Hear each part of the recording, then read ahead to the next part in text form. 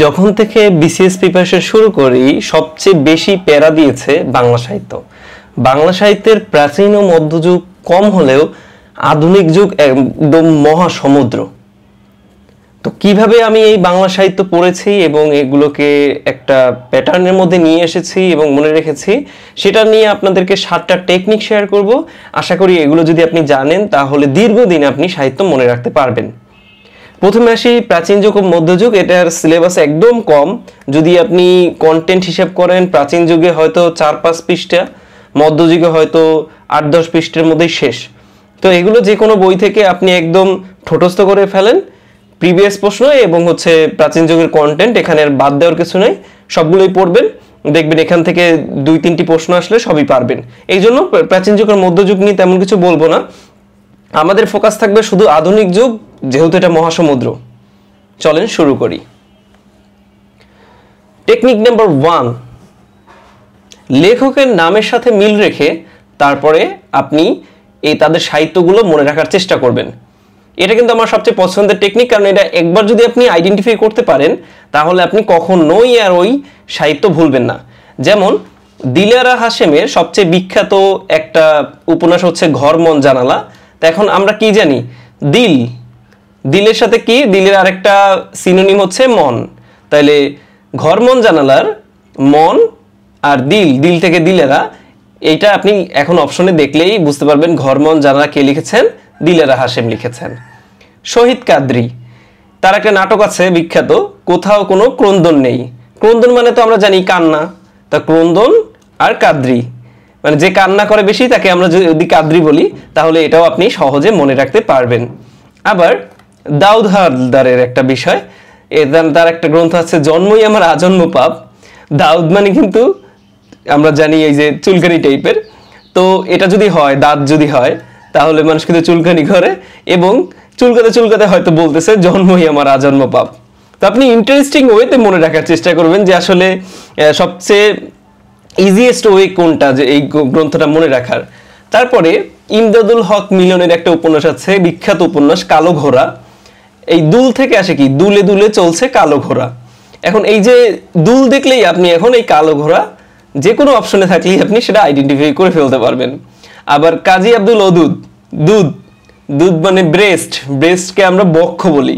তো আপনি যখনই কাজী আব্দুল ওদুদের এইটা দেখবেন তখনই আপনি এই যে বক্ষে, বক্ষে টাকার নদী বক্ষে হচ্ছে কাজী আব্দুল ওদুদের। ওনার কিন্তু এই একটাই বিখ্যাত উপন্যাস, তো আপনার আর মনে রাখার কষ্ট করতে হবে না। সৈয়দ অলিউল্লাহ, সৈয়দ অলিউল্লাহর একটা গ্রন্থ আছে কাদো নদী কাদো। তো কাদো নদী কাদোর এখানে দেখেন সৈয়দ অলিউল্লাহর ওয়া ওয়া ওয়া করে কি করে মানুষ, কাঁদে। আচ্ছা, তাহলে ওয়া ওয়া করা কাদা আর কাদো নদী কাদো উপন্যাস, এটা সৈয়দ অলিউল্লাহর। এগুলো সবই আমার বানানো টেকনিক, আমি কারো ধার করিনি, এরকম ইন্টারেস্টিং ওয়েতে মনে রাখতাম। টেকনিক নাম্বার 2, কল্পনা সব থেকে শক্তিশালী। এখানে আপনি যদি যে কাব্যগ্রন্থগুলো আছে এগুলো কোনো টেকনিকে ফালাতে না চান, আপনি কল্পনা করুন।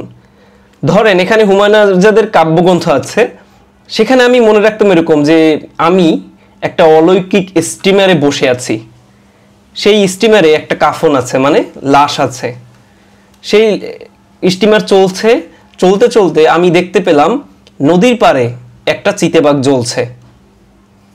তখন মনে হলো যে আসলে এই সব কিছুই নষ্টদের অধিকারে যাবে। হঠাৎ করে অলৌকিক স্টিমার থেকে নিচে পড়ে গেলাম।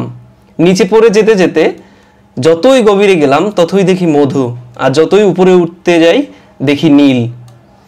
আমি এখানে বানানে একটু ভুল আছে, আমি বেঁচেছিলাম অন্যদের সময়ে। ওই আমি নিজেও মারা গেলাম এবং ভূত হয়ে বলতেছি আমি বেঁচেছিলাম অন্যদের সময়।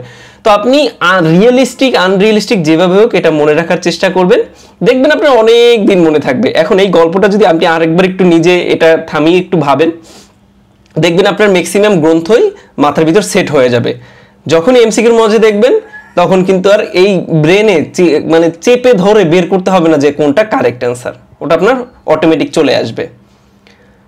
টেকনিক নাম্বার 3তে বলতেছি যে নিজের যে ছন্দ, দেখেন আমি অনেক অন্যের ছন্দ পছন্দ করি না, একমাত্র কাজী নজরুল ইসলামের মৃত্যু ক্ষুধায় কুহিলিকা বাদনহারা হলো যে ওর যে উপন্যাস, এটা মনে রাখতাম হচ্ছে আরেকজনের ধার করা টেকনিক থেকে। বাকি টেকনিক আমি নিজে বানানোর চেষ্টা করেছি। নীলেমে ইব্রাহিমের উপন্যাস আর নাটক এখানে গন্ডগোল পাকিয়ে যায়। তো ওনার উপন্যাস ছিল 20 শতকের মেয়ে, এক পদ দুই পাক, বহ্নি বিলয়, কেয়া বন সঞ্চারিণী। তো এটা কিভাবে মনে রেখেছি? এভাবে মনে রেখেছি, 20 শতকের মেয়ে, কেয়া বন সঞ্চারিণী, এক পদ দুই বাকে বহ্নি বলয় দেখলো। শেষ। আমি একটা সেন্টেন্স আকারে পড়েছি, আমার আর এটা কখনোই আমি ভুলিনি। নাটক পড়েছি কি, রোদ জ্বালা বিকেলে সূর্যাস্তের পর নীলিমে ইব্রাহিম দুয়ে দুয়ে চার খেলেছে, আর ওই অরণ্যে আলো নেই। এভাবে করে নাটক কমপ্লিট করেছি। আবার ধরেন মমতাজউদ্দিন আহমেদ, সেই মমতাজউদ্দিন আহমেদের নাটক কিভাবে পড়েছি, কি চাহো মমতাজ, বিবাহ নাকি বকুলপুরের স্বাধীনতা। তো এভাবে করে এই যে মমতাজের সাথে এটা কানেক্ট করে দিয়েছি, এই জন্য কি চাহো মমতাজ, বিবাহ নাকি বকুলপুরের স্বাধীনতা। ওনার কিন্তু নাটক, বিখ্যাত নাটক এভাবে কমপ্লিট করে ফেলেছে।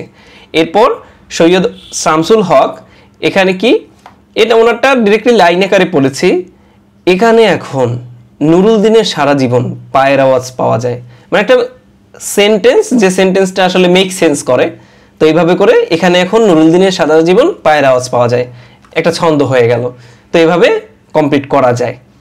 চতুর্থ নাম্বার টেকনিকটা হচ্ছে চরিত্র মনে রাখার। আপনারা জানেন যে রবীন্দ্রনাথ, বঙ্কিমচন্দ্র, কাজী নজরুল এরকম বিখ্যাত যারা আছেন তাদের গ্রন্থের চরিত্র থেকেও প্রশ্ন আসে। এখন এই অনেকে করেন কি, চরিত্রগুলো বারবার মুখস্থ করার চেষ্টা করেন আর ভুলে যান। তো এটাও কিন্তু টেকনিক দিয়ে পড়া যায়। বিখ্যাত মনে রাখবেন, এগুলো কিন্তু সব পড়তে যাবেন না, বিখ্যাত গ্রন্থগুলো এবং বিখ্যাত রাইটারের গ্রন্থের যে নামগুলো এভাবে পড়বেন। এখন ধরেন রবীন্দ্রনাথ ঠাকুরের নৌকাডুবি, সেই নৌকাডুবিতে আছে কি, তিনটা চরিত্র, রমেশ, হেমনলিনী, কমলা। তো আমি এইটা এবার এরকম পড়েছি, রমেশ হেমনলিনীর জন্য নৌকায় করে কমলা নিয়ে গেল। এখন দেখেন এখানে কিন্তু সূক্ষ্ম একটা জিনিস আছে, সেটা হচ্ছে রমেশ ক্যারেক্টার আমি পড়লাম, হেমনলিনী ক্যারেক্টারটা পড়লাম, কমলা পড়লাম, কিন্তু এখানে কিন্তু আমি নৌকাটাও রেখেছি যাতে ভুল না হয়। এটা যে নৌকাডুবিরই একটা লাইন, সেটা এভাবে করে পড়লে মনে থাকবে অনেক দিন। তারপর যোগাযোগ, মধুসূদন আর কুমুদিনী হচ্ছে এখানে ক্যারেক্টার ছিল। তো আমি এটা এরকম পড়েছি, মধুসূদনের সাথে কুমুদিনীর যোগাযোগ নেই। তাহলে আমি আর কখনো ভুলিনি, আমি এই সেন্টেন্সটা যখন মাথায় আসছে তখন এটা পড়ার পর আমার আর কিন্তু এফোর্ট দিতে হয়নি। ঘরে বাইরে, নিখিলেশ, বিমলা আর সন্দীপ, এটা এরকম পড়েছি, নিখিলেশ ও বিমলা ঘরে, সন্দীপ বাইরে। আবার একটা বানান ভুল করে ফেলেছি, তাড়াহুড়ায় ক্ষমা সুন্দর দৃষ্টিতে দেখবেন।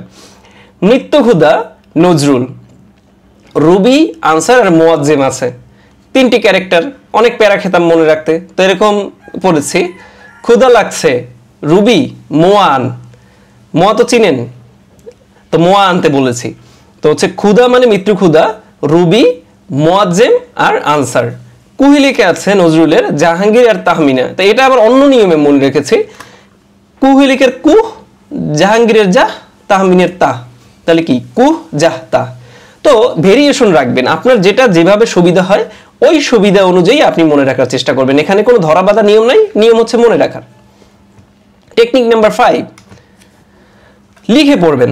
এটা লেস পাওয়ারফুল মনে হয়, কিন্তু যত বেশি আপনি লিখে পড়বেন তত বেশি আপনি এমসিকিউ আনসারে সঠিক হবেন। যেমন জীবনানন্দ দাশের যখন আপনি উপন্যাস মনে রাখতে যাবেন, একদম ডিরেক্টলি লিখে রাখবেন মাল্যবান, সতীর্থ, কল্যাণী, জীবনানন্দ।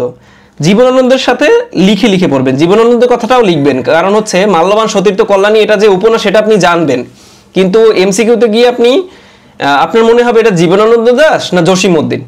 তো ওটা আপনি ওই জীবনানন্দ দাশের সাথেই কানেক্ট করে পড়বেন। আবার জসীমউদ্দিনের এই যে জীবন কথা হচ্ছে আত্মজীবনী, তো এটা এরকম করে লিখবেন, জসীমউদ্দিনের জীবন কথা, জসীমউদ্দিনের জীবন কথা, জসীমউদ্দিনের জীবন কথা পড়লে আপনি দেখবেন এটা মুখস্থ হয়ে গেছে, এটা আর ভুলবেন না। 6 নম্বর টেকনিকটা হচ্ছে বিগত প্রশ্ন কন্টেন্টে দাগিয়ে পড়বেন। মানে আমি জীবনানন্দ দাশ পড়তে গেছি, জীবনানন্দ দাশ সম্পর্কিত বিগত সালে যত প্রশ্ন আসছে সেগুলো আমি কন্টেন্টে দাগিয়ে রাখবো এবং সেগুলো বেশি জোর দিয়ে পড়বো। এখন জীবনানন্দ দাশের যদি কাব্যগ্রন্থ থেকে বেশি প্রশ্ন আসে তাহলে কাব্যগ্রন্থে বেশি জোর দিবেন এবং সেখানে কিন্তু আপনার 50% মতো কমন থাকবে। অনেক পরীক্ষা আছে যেখানে হচ্ছে বেশিরভাগই বিগত তুলে দেয়, সেখানে আপনি 90%ও কমন পেয়ে যেতে পারেন। এখন আপনাদের অনেকের প্রশ্ন থাকতে পারে, তাহলে বিসিএস এই যে 47তম 45তম বিসিএস এ তো প্রশ্ন বেশি কমন আসে না, কমন আসলে না পারলেই হইলো। কমন আসলে যে বাংলায় ভালো করা লাগবে এমন না, আপনার একটা বিসিএস এ 10টা সাবজেক্ট থেকে প্রশ্ন হয়, 10টা সাবজেক্ট অন্য সাবজেক্টে ভালো করেন।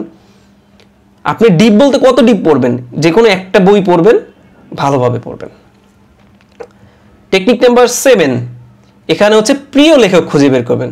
আপনি হচ্ছে ইন্টারে 9-10-এ যে লেখকদের পড়েছেন এবং সেখানে যে লেখকদের আপনার ভালো লাগতো সেই লেখকগুলোকে বারবার পড়বেন। যেমন আমার প্রিয় লেখক ছিল জহির রায়হান, আমি ওনার গ্রন্থ পড়িনি, ওনার যে ছোট গল্প পড়েছে এই জন্য ওনার প্রতি আমার ফ্যাসিনেশন ছিল। আমার পছন্দ ছিল মাইকেল মধুসূদন দত্ত, আমার পছন্দ ছিল হচ্ছে বেগম রোকেয়া, জসিমউদ্দিন, সুকান্ত। তো এদের ক্যারেক্টার আমার ভালো লাগতো, এরা কেউ কম বয়সে মারা গেছে, কেউ বেশি ভাষা শিখেছে, কেউ জীবনে স্ট্রাগল অনেক বেশি করেছে। তো এই জন্য আমার কিছু লেখকদের প্রতি একটা টান ছিল, তো তাদের গ্রন্থ পড়তে গেলেও আমার ভালো লাগতো। তো আপনিও আইডেন্টিফাই করেন কোন কোন লেখকের গ্রন্থ আপনার পড়তে ভালো লাগে, তাদের গ্রন্থগুলো একদম নিজের হাতের মুঠোয় নিয়ে আসেন, দেখবেন আপনার সাহিত্য পড়া আরেকটু ইজি হয়ে যাবে।